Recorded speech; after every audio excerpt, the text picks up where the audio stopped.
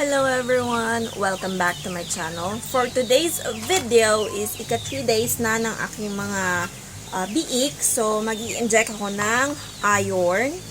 Ayan. Ako na lang yung mag-i-inject ng iron kasi inject na lang din naman. So, carry boom boom na yun. So, bumili ako ng Jectran. Ito yung gagamitin ko na pang-inject ng iron sa aking mga piglet.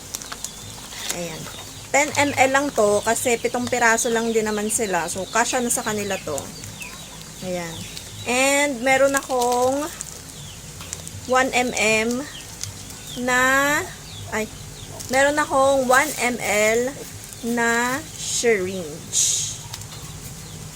So, yung pag-inject lang din naman, according sa technician at pinagtatanungan ko is, isang biik is 1 ml. So, goods na ako dito.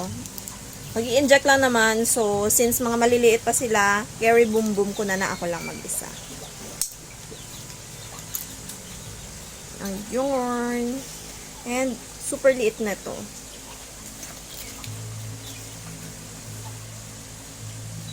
Basahin ko muna kasi baka mamaya magkamali ako eh.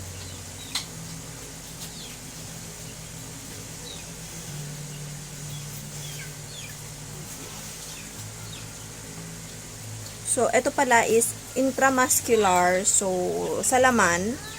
So, we're good to go. Yun na naman kailangan na alamin. Ayan, meron na tayo. Manghukuli lang ako ng biik. Ay, din Ayan, sa part na to is na-realize ko na hindi ko pala kaya na ako lang mag-isa, kaya tinawag ko ang nanay para siya yung maghawak ng biik kasi girl, napakahirap pala talagang mag-inject, lalo na at first time ko mag-i-inject ng ganito sa mga biik. Dagdag mo pa na konting iyak lang ng mga biik is awang-awa na talaga ako sa kanila.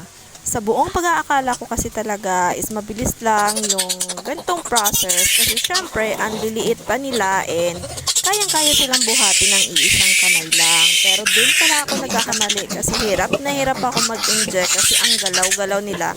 And natatakot naman ako na baka mamaya is maputol or mag-bend yung karayom sa katawan nila. Anyway, 3 days na itong mga biik. And ang gusto ko is pagpatak ng 3 days nila is maturukan agad ng iron itong mga biik na to kasi as far as my observation nung nakaraang parity ni Amara is pagkaturok sa kanila ng iron is sumisigla na agad yung mga biik. So gusto ko na silang sumigla agad para hindi na ako masyadong mag-worry na baka maipit sila ni Amara. Although mabait naman si Amara and so far is nakikita ko na napaka-responsable niya namang mommy pig, pero hindi pa rin nawawala sa utak ko na baka mamaya bigla niya maipit yung kanyang mga biig kasi medyo mga malalamya pa sila. Kaya ito, ako ngayon yung nag-i-inject ng iron sa mga biig na alaga ko kasi medyo hindi kami nagkasundo sa araw ng technician. Kaya ayan, ipinilit ko talaga. Mukha lang ako napaka-seryoso dito, pero yung nasa isip ko talaga is gusto ko na siyang itigil kasi awang-awa na talaga ako dito sa mga biik. And si Amara kasi is nag-iingay na din siya. Parang nagagalit na din siya kasi panay na ang iyak ng mga biik niya. Gusto ko na sanang itigil pero alanganin na kasi and naumpisahan ko na. So napag-usapan na lang namin na itutuloy na lang namin, tatapusin na lang namin na mag-inject sa 7 biik. And down to the last piggy we go. Ayan, ito yung pinaka-favorite ko kasi chill na chill lang siya. Wala siyang reaction habang tinuturukan. Pero nung pagtanggal ko kasi ng syringe, siguro doon niya na naramdaman. Kaya ayan, unang takbo niya, papunta agad kay Amara, siguro nagsumbong.